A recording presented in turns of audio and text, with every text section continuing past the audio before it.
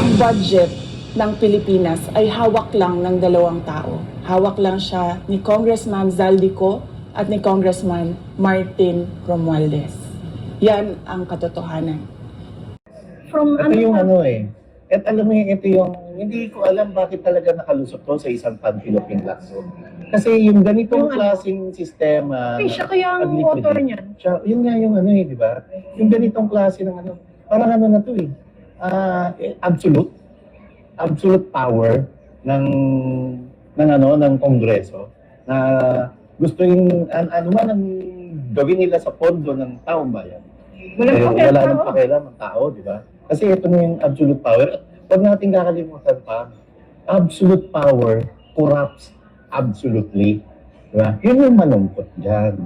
Yun yung napakalungkot. Pero Marlon, ang Congress kasi, ang merong power of the purse.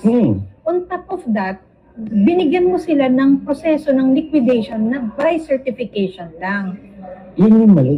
Yun nga yung mali. Yun yung mali. Okay lang yung proseso na sila ang bumusisi, sila ang bumalangkas, at sila ang mag-aproba. Pero para bigyan mo sila ng kapangyarihan na na unang-una, wala nang makakapigil sa kanila para gastusin yung perang gusto nilang gastusin at magiging justified lamang ito kung may lalabas silang certification. Wala na. Hindi natin alam saan papunta ang Pilipinas. Kasi kapag hindi ito nabago ng mga susunod na administrasyon, wala tuluyan ng palubog lalo ang Pilipinas. At lalong pinatutuo yan ng isa sa mga expose na sinabi ni VP Sara na 2 tao lang ang merong kakayanan na magmando at mag-manage ng pera ng bansa. Tama. Yung katulad nun, sino ngayon ang sasampal na kaso sa kanila? Diba? At sino rin ang check and balance nila? So, tapos itong inaakusahan ni VP Sara, sa halip na alam mo yun, buong pagkumbaba na magpaliwanag sa tao ba, hindi, tiniispi nila ng gusto. Ang tinuturo nila, ang budol, ay si VP Sara. Paano naging budol? Ang sinagot kasi dyan ni Zaldico, Marlon, hindi totoo na 2 lang sila. Dahil ang Committee on Appropriation ay composed of X number of members. At ilan daw ba ang Kongreso? Ito ay 300 plus. Yes, probably. Technically, it should be like that. Yung structure niya should be like that. But ay umuuga dahil doon sa manok na kunat. Yung ang tawag yung Marlon, siya?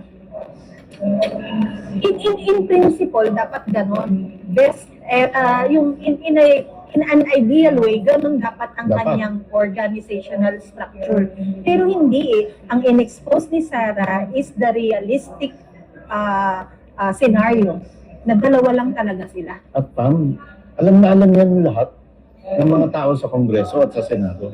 Alam na alam din yan lahat ng mga tao sa gobyerno na ganito ka-powerful itong Batman and Robin na to. Itong partners in crime na to. Ang kinalungkot ko noon, Marlon, ay ito, yung sa mga nangyayari ito.